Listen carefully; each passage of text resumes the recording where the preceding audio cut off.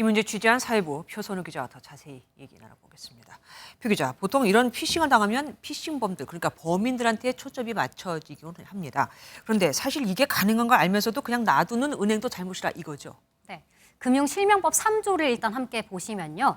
금융회사는 고객의 명의로, 그러니까 실명으로 금융 거래를 해야 된다는 표현이 있습니다. 네. 그런데 피싱은 내 명의로 타인이 거래를 하는 거잖아요. 네. 이 고객의 돈을 관리하는 금융사가 피싱범의 허술한 인증에 속아서 제대로 확인을 안 하고 고객 돈을 피싱범한테 넘겨줬다는 게 문제인 겁니다. 네. 영상 함께 보시면요. 갤러리에 있는 사진을 찍었는데 지금 본인 인증이 통과가 됐죠. 실제로 선고문 함께 보시면 재판부도 이런 금융사의 본인 인증 의무 위반을 지적한 바 있습니다. 앞서 잠깐 봤습니다만 예금뿐만 아니라 대출을 받아서 내가 그러니까 빚을 떠안게 된 경우도 있지 않습니까? 그런데 이럴 때 은행 말만 덜컥 믿으면 안 된다고 하더라고요. 왜 그렇습니까? 네, 나도 모르게 대출 빚이 생겼는데 이제 몇몇 금융사에서는 피해 구제를 받으려면 원금의 조금이라도 갚아라라고 하는 경우가 있습니다. 네네. 그런데 이럴 때 갚으시면요, 이게 빚의 변제에 해당돼서 구제를 받기가 어려워집니다. 사실 불법 추심에 해당이 되는데 이걸 몰라서 그냥 갚는 걸 선택하는 분들도 실제로 계신다고 하고요. 네. 따라서 절대 멋 모르고 갚으시면 안 되겠고요. 네. 또 사전에 큰 돈이 담긴 계좌는 좀 오픈 뱅킹을 막아 놓으셔야겠습니다.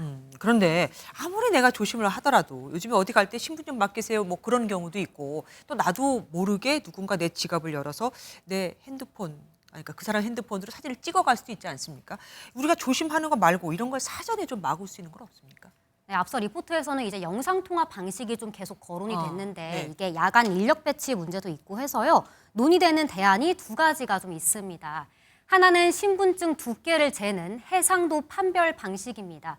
그런데 이건 고해상도 카메라가 필요하고 또 용량이 50배는 커진다는 단점이 있어서요. 그래서 나온 게 바로 AI 인증 기술입니다. 쉽게 생각하면 공안 검색 때 떠올리시면 되는데요. 화면 함께 보시겠습니다. 사진은 통과가 안 되는 모습을 좀 보실 수 있는데요. 통과가 되고 나면 사용자가 마치 셀카를 찍듯이 얼굴을 인증하는 두 단계를 거쳐서 교차 검증을 합니다. 신분증에 있는 얼굴 사진과 거래 당시에 있는 그 나의 그 셀피 사진을 비교를 합니다. 그래서 이게 동일인이구나 판단하면 그럼 이거는 언제부터 도입이 되는 겁니까? AI는 좀 학습 시간이 필요하잖아요. 이거를 특징점 잡는다라고 하는데 네. 이런 데이터베이스가 쌓이는 데는 그만큼 큰 서버가 좀 필요합니다. 금융당국은 올해 하반기까지 이런 기술을 도입하겠다고 했지만 이미 2020년부터 올해 5월까지 집계된 피해만 300건이 넘고 지금 이 순간에도 피해자가 양산된다는 게 문제인 것 같습니다. 마음이 급한 건 소비자나 은행 고객뿐인 것 같습니다. 지금까지 표선우 기자와 함께했습니다. 고맙습니다. 안녕하세요. 김주하입니다. 공정하고 신속한 MBN 뉴스 유튜브를 통해서도 만나보실 수 있습니다.